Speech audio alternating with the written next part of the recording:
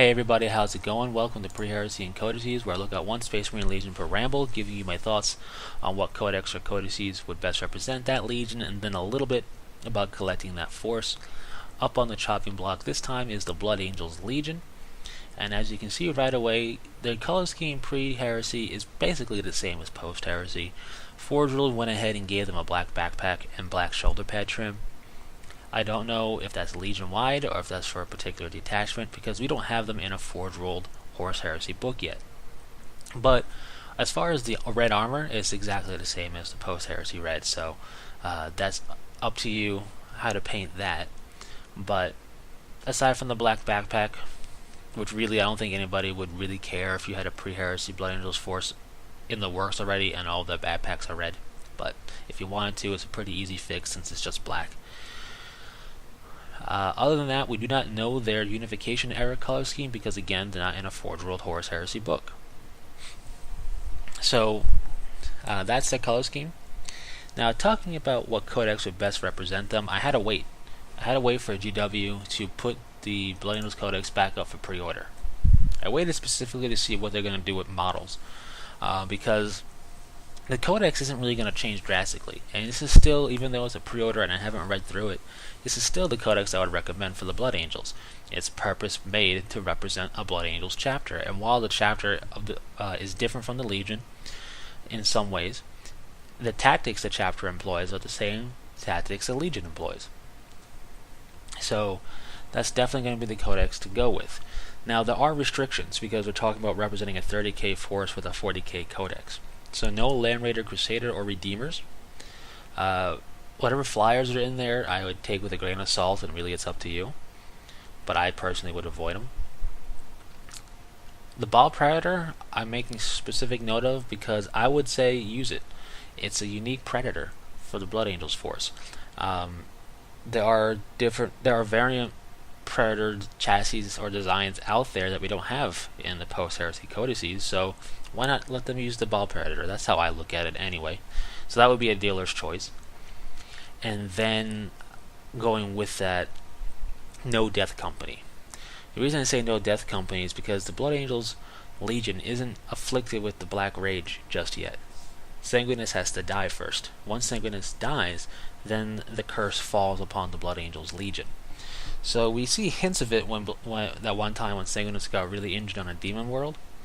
The Blood Angels kind of flipped switch and went crazy.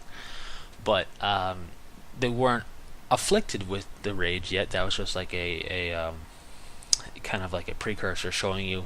It's basically foreshadowing. But therefore, no need for the Death Company. Now, I don't know if this Codex is going to make you take some Death Company like the old Blood Angels Codex used to do. I'm talking old. But if it does, roll with it. If it doesn't, avoid the Death Company because the Blood Angels don't have that curse yet. So, with that being said, basically everything else in this Codex is going to work for you. Now, with that being stated, we got to talk about collecting this force because not the hard part, but the bulk of talking about this stuff is really going to be, especially when it's so simple as just pick this Codex, like the Blood Angels Codex for the Blood Angels Legion, pretty simple. The bulk of it is really how to collect the force. Because remember, we have restrictions when it comes to collecting a pre-Heresy Space Marine force. No Mark 7 power armor. Now some people take that to mean all Mark 7 bits, no go. I'm more laxed on it because, well, I just view it as if you don't use the Mark 7 helmet and you don't use the Imperial Eagle torso that the Mark 7 is known for having, or the Imperial Eagle on anything else, you're good to go. That's how I view it. So what if to me, if the legs are Mark 7, I don't really have a problem with that because the rest of the model it's going to look cool, it's going to look pre-Heresy. It's just making use of the most bits that you can at that point. So no Imperial Eagle on anything that if you can avoid it. Some models you really can't avoid it, so you just deal with it. And no Crux Terminatus either. You know, if you can avoid it, try to avoid it.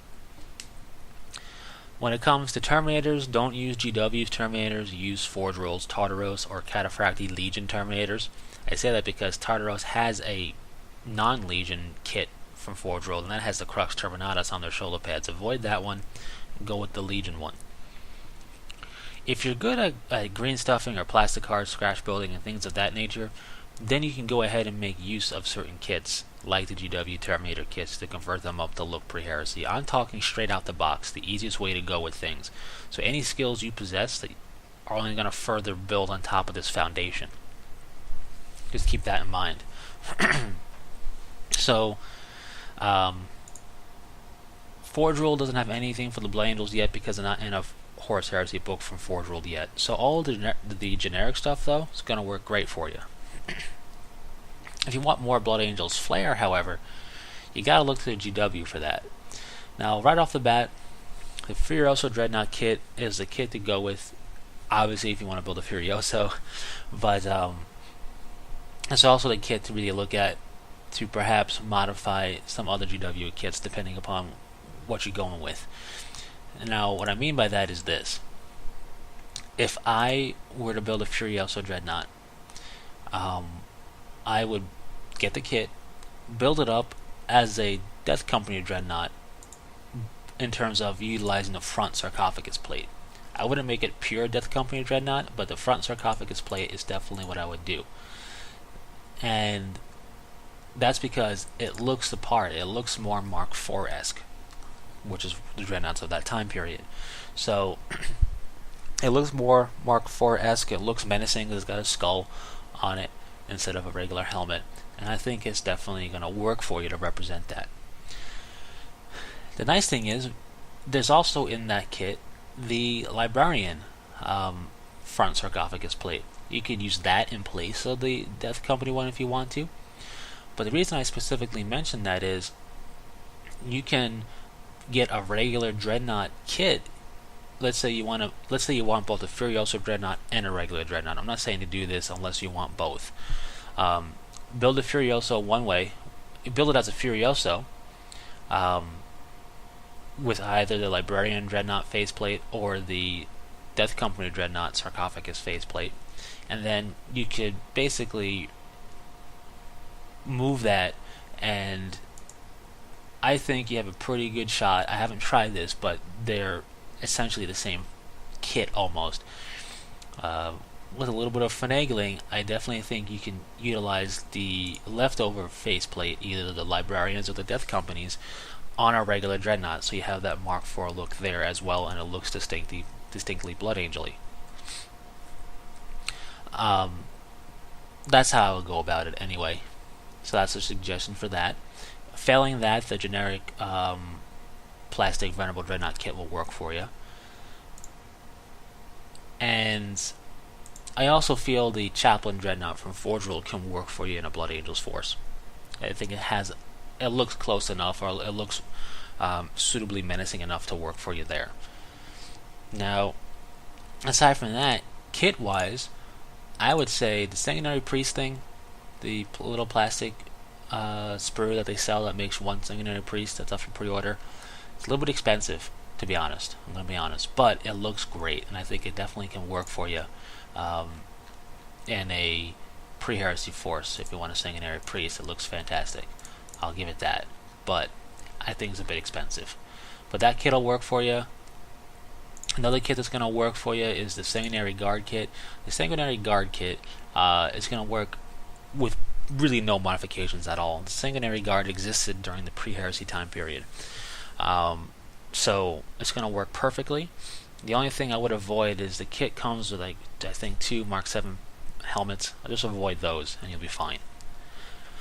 So that's the Sanguinary Guard kit. It's going to work great for you to build Sanguinary Guard. Failing that, a lot of those bits, if you spread it around your force, is going to really amp up and further make your force have a Blood Angels feel. The Death Company kit, now I said to avoid building Death Company as a squad, but the kit has a lot of cool bits in there as well. It's got a decent amount of older marks of helmet, so you can make use of more of the kit than some other kits. You still no Mark VII helmets, but a lot of their chest plates really have Blood Angel iconography on it, so you can definitely utilize that and a lot of the other bits to get more of a Blood Angel feel across your collection. One kit will do you just fine for that.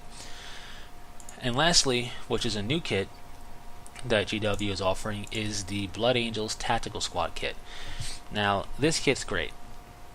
This kit is basically, you take the Tactical Squad kit and you mash in bits from the Sanguinary Guard and the Death Company is the best way I can explain it, and you end up with this kit. I'm not saying it's just all rehash stuff, but it's definitely some things that harken back to those kits. But it's great. I'm not saying anything bad about it. That's a good thing in a sense. It has some older marks of power armor helmet, so you can make use of more of the kit than you would for a generic Tactical Squad kit. Plus, it has a lot of Blood Angel bits to boot, so you're gonna have a force that's gonna look the Blood Angels part pretty well, especially if you're gonna mix and match this stuff with some of the generic Forge World armor mark kits. You're gonna have a really cool looking Blood Angels force, and that's the name of the game, really. We know how to collect Space Marines. We know exactly how to collect Pre-Heresy in terms of the restrictions, but the name of the game is to make it feel like the Legion, not just in color scheme, but in sculpted details and things like that. So that is the way to go about it, in my opinion. So that is the Blood Angels force in a nutshell in terms of collecting it utilizing a 40k codex to represent the Legion. That's how I would do it. It's just an opinion thing. It's just my thoughts on doing it, but I think that'll give you a really good solid base to collect a Pre-Heresy Blood Angels Legion, and not only have it painted up in that color scheme, but also look the part with details sculpted onto it and things like that. The nice thing is, with Space Marines, as we all know, is that pretty much all the Space Marine power armor stuff is interchangeable. So you can take the generic Forge World Horus Heresy armor marks, and you can integrate Sanguinary Guard bits or Death Company bits with the Blood Angel Tactical Squad bits to make it look really Blood Angel-y. So anyways, that's it. I will be redoing this Legion ramble once Forge World releases them in a book and releases the bulk of their miniature range as well. So when that happens, I have no idea. But anyways, that's it. Thanks for sticking through this one.